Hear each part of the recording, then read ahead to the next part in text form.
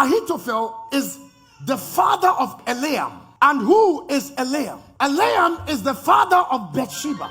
Who is Bathsheba? Bathsheba is the wife of Uriah. Who is Uriah? Uriah is his army general that David killed. The day that thing happened, that was the day Ahithophel left David. Because I've given you my son as one of your mighty men. And I've given you my son-in-law. And you've killed my son-in-law and taken his wife. And my son works for you. I cease to work for you. So Ahithophel left David's throne and never returned.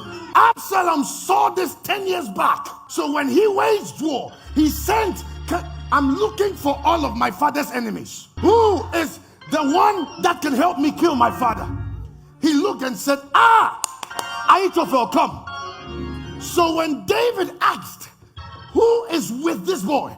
And they said Ahithophel. David said, I'm finished. So Ahithophel was offended. He was waiting for a day of revenge. He had an agenda against David. He pretended he was okay, but he was not. Can I shock you again? If David dies and Absalom dies, the immediate person that can become a king is Ahithophel. Because he was the third in command. So if I get the son to kill the father, the son is stupidness. It's easy to kill this one. But let me get him cursed. How do I get him cursed? The other day, Jacob cursed Reuben. You know why he cursed him? He said, you slept on your father's bed and you slept with your father's maid. He cursed Reuben. In the Jewish tradition, if you touch what is your father's, you are dead.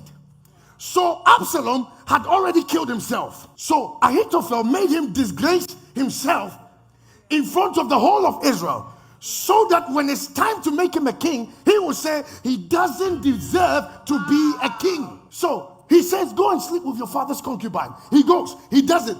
He had an agenda, but pretended to be his friend. He had a motive, but pretended to stand by him. He had war with his father, but he didn't tell him. There are some spiritual Ahithophels that have seen what belongs to you. And the more you go to them for counseling, the more they have an agenda to destroy, but they must stand like they are your friends.